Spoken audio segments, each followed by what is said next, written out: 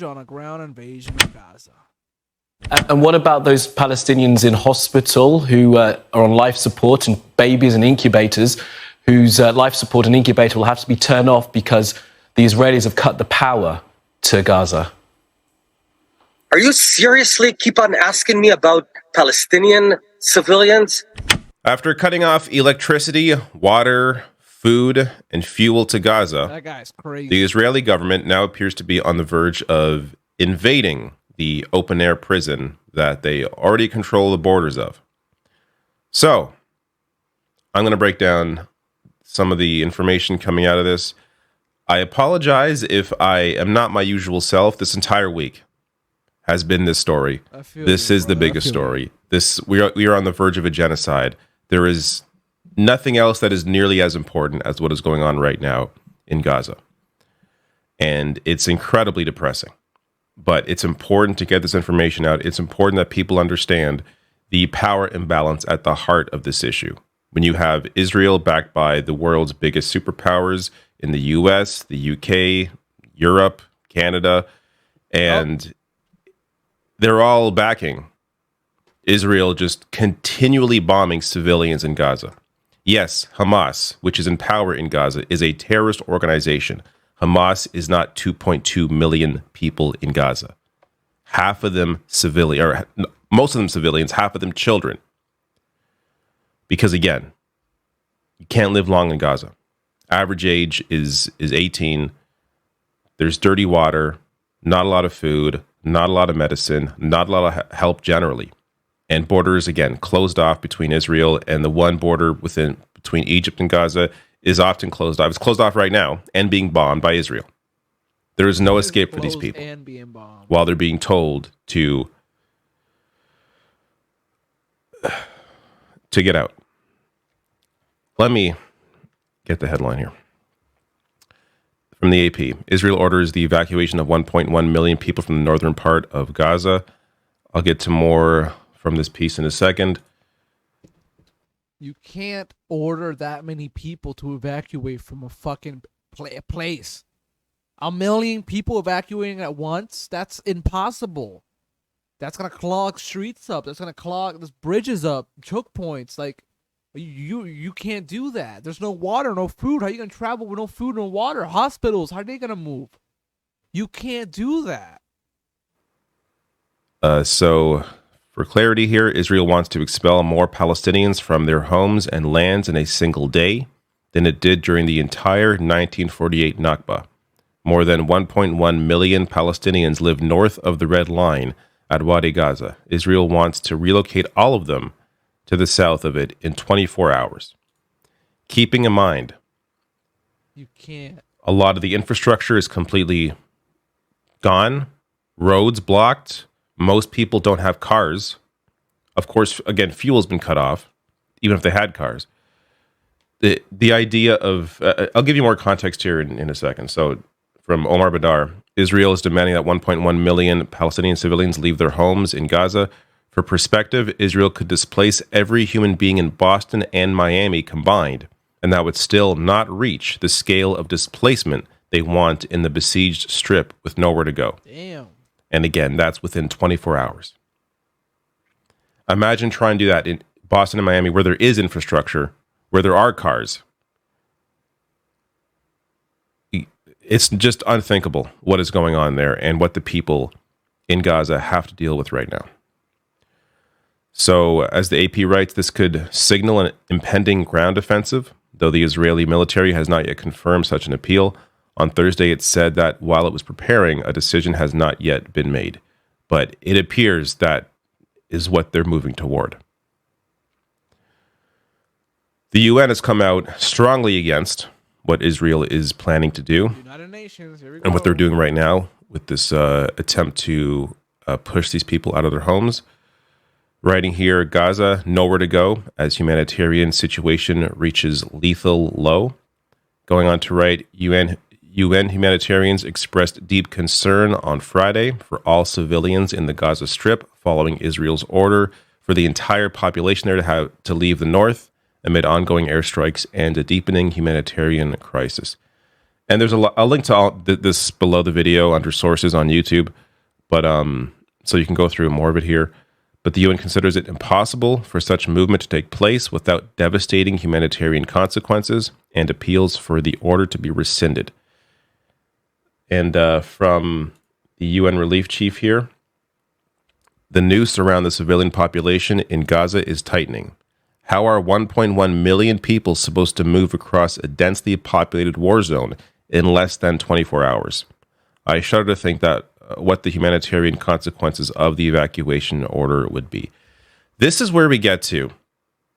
This being on not just the Israeli government, but its allies. If the US, the UK, the EU, Canada came out and condemned this, then they wouldn't do it. And put some repercussions in place on Israel if they moved forward with this, then Israel at that point would maybe have to act, or in this case, not act and pull back. But from what I have seen, all of these governments are willfully engaged in this, in supporting Israel, in whatever reaction they're having, in the continuous bombing of civilians within Gaza. It shouldn't have to be said, but it's important to be clear about this. Hamas does not equal Palestinians. Palestinians are not Hamas.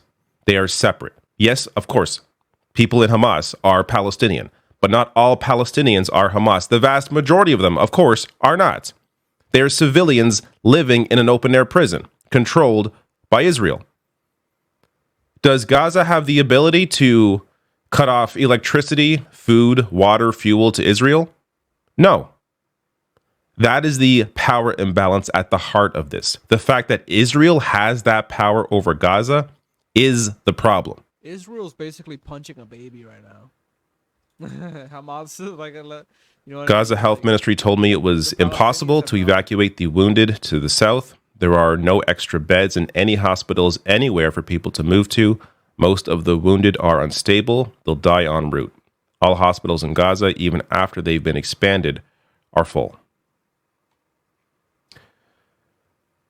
Israel's president is denying the concept of innocent civilians, just to give you an idea of their mindset here during all of this.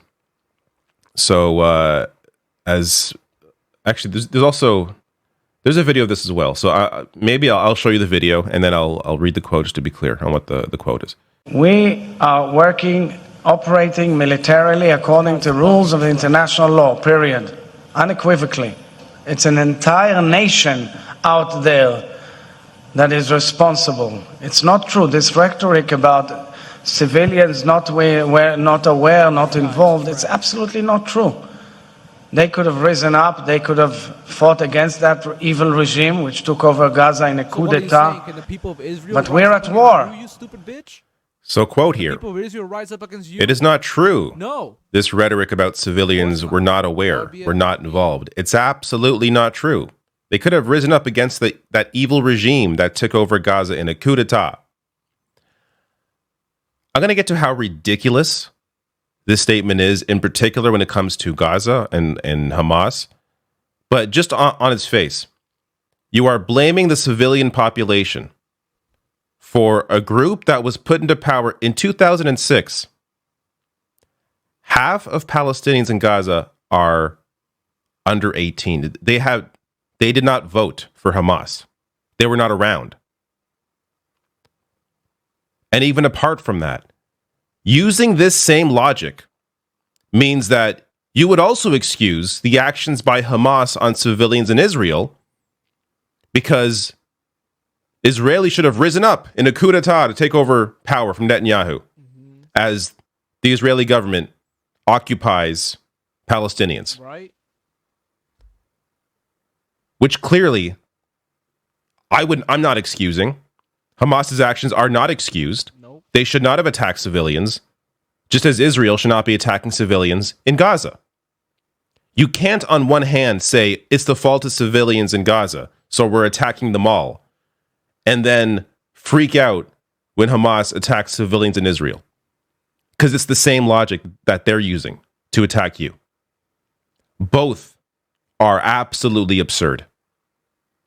And in the case of Hamas specifically, this goes to how, and I covered this a bit in my last video. For years, this is from the times of Israel.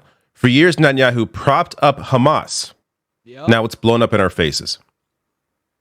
Netanyahu has propped up Hamas specifically because he does not want to see an independent Palestine.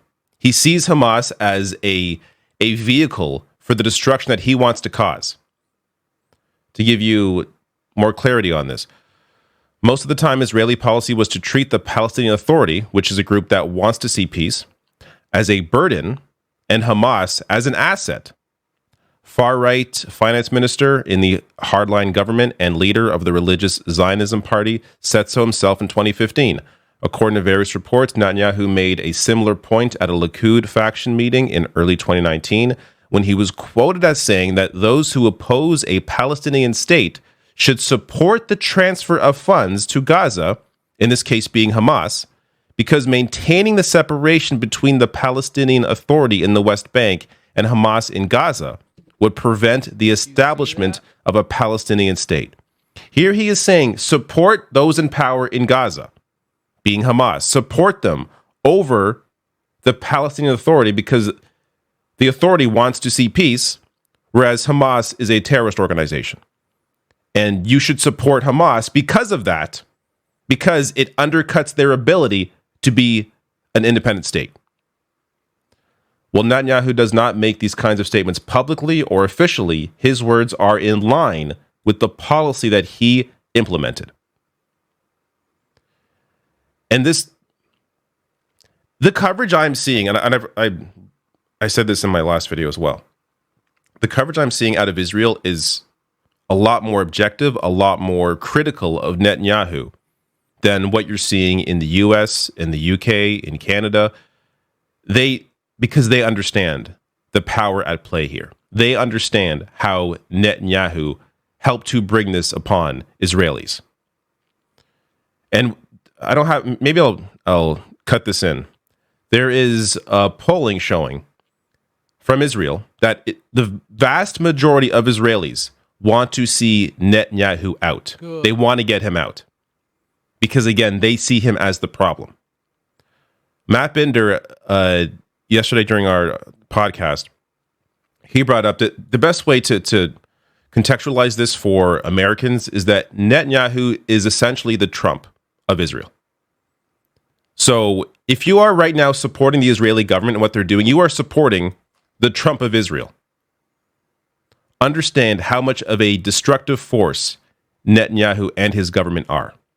He does, and to be clear as well, the Israeli government does not equal Israelis. Yep. Most Israeli people do not support what Netanyahu has been doing and is doing.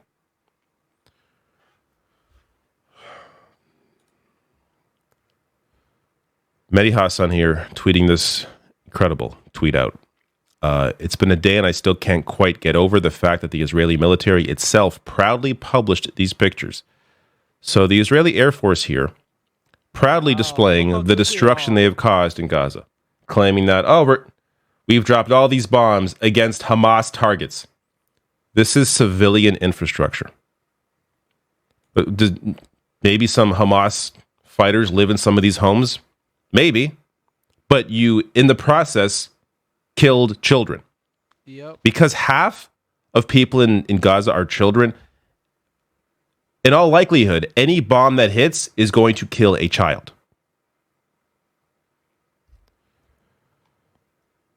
There's also, this is its own story, but White phosphorus, war crime. Israel is now using white phosphorus, War crime.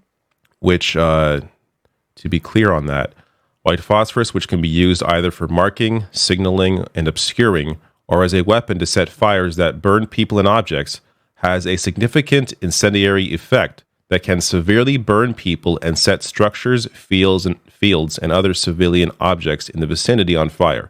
The use of white phosphorus in Gaza, one of the most densely populated areas in the world, magnifies the risk to civilians and violates the international humanitarian law law prohibition on putting civilians at unnecessary risk. War crime. And this is from Human Rights Watch. Jewish Voice for Peace tweeting out here, we can and we must stop this. Never again means never again for anyone. Saying that we call on all people of conscience to stop the imminent genocide of Palestinians. We demand our government work towards de-escalation, that it immediately stop sending weapons to the Israeli military. A future of peace and safety for all, grounded in justice, freedom, and equality for all, is still the only option. And B'Tselem, a human rights organization based in Israel, saying the humanitarian disaster in Gaza must be averted. And they go on to discuss the horrifying war crimes perpetrated by Hamas on Saturday, and then discusses Israel has been bombing Gaza relentlessly and indiscriminately. Thousands of tons of bombs have been dropped, and residents have nowhere to flee. And they go on to discuss that impact. And B'Tselem has been one of the clear voices out of Israel, calling for an end to the occupation of Palestinians. Good job. Last thing here, just to show you the mindset of some of the people in power in Israel. This is on Sky News, ex-Israeli PM Naftali Bennett. Let me just play the video. And what about those Palestinians in hospital who are on life support, and babies and incubators whose life support and incubator will have to be turned off because the Israelis have cut the power to Gaza? Are you seriously keep on asking me about Palestinian civilians? What's wrong with you? Have you not seen what happened? We're fighting Nazis. No, we don't target Nazi. them. You are Now, the world Nazi. can come and bring them anything they want. If you want to bring them electricity, I'm not going to feed electricity or water to my enemies. If anyone else... You won't even let them have their own electricity or water. You're not giving them electricity or water, but you won't even let them make their own electricity, or you'll bomb it. If they start their own water plant, you'll bomb it. If they do their own electricity, you'll bomb it. So don't give me this, oh, you can give them, no, you'll bomb it. Shut the fuck up. Bullshit ass liar. That's fine. We're not responsible for them. This is the point. But you this keep is the on. point. I want to tell you. No, listen. You listen to me right now. I've heard you enough. No, I understand. We're trying to have a conversation here. Listen, this is my program. This is my show. And I am asking the questions. You're raising your voice, and I've asked you, and we've already stopped, please, and let me finish. We've already distinguished between Hamas. I want to tell you, shame on you. You're trying to speak over me. We are not. Shame on you. It's nothing about shame. We're trying to have a conversation about a very serious situation here, and you are refusing to address it. Look at the filibustering. Because he knows exactly what their government is doing. Yeah. He does not want to answer the question because there's no way to answer the question that doesn't make you sound like a psychopath. Like an asshole, dude.